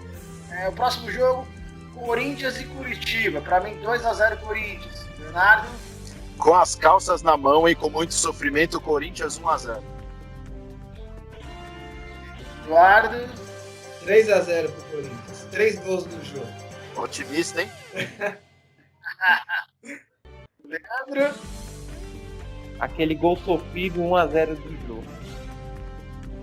Pra mim, 1x0 gol do jogo também. O outro próximo jogo será na quinta, às 19h15, Sport e Santos. Leonardo. 1x1. Eduardo. Marinho 2x1. Leandro. Marinho vai imitar de novo, 2x0 Santos. Confirmo também, 2x0 Santos. E o último jogo dos 4 grandes, São Paulo e Bahia no Morumbi, na quinta-feira às 20 horas. 1x1 pra mim, já vou antecipar. Vai, Leonardo. Surpresa, 2x0 Bahia. Eduardo. 3x1 Bahia. Vários ameaças. 2x1 Bahia com o gol do zagueiro Renan Fonseca. Desse jeito o Diniz não vai ficar, hein? Bom, foi isso. Eu gostaria que o Leonardo, né, nosso estreante, queria desejar realmente uma boa sorte, seja muito bem-vindo e mande as suas considerações finais. Eu quero muito agradecer a primeira participação. Foi muito bacana, vocês me deixaram muito à vontade, gostei muito legal mesmo. Não se acostuma, viu? Não, né? Foi só o primeiro dia, né? Só. Ah, beleza. E assim, de coração, espero que o futebol paulista consiga se reerguer no Brasileirão, os times comecem a jogar bem, os 4 grandes, o Bragantino também, e que tenhamos, como nas últimas temporadas, aí, tirando ano passado, que o Flamengo foi campeão, mas tínhamos um domínio do futebol paulista no Brasileirão. Espero que Corinthians, São Paulo, Palmeiras, Santos e Bragantino voltem com força total, até porque o futebol de São Paulo forte é sinônimo de futebol brasileiro forte. Então, força a todos os times aí, um grande abraço e até a próxima. Fui! Perfeito. Considerações finais. Só agradecer aí por mais uma participação nesse novo projeto que a gente está surgindo aí. Tomara que tome um caminho legal e só venha a crescer.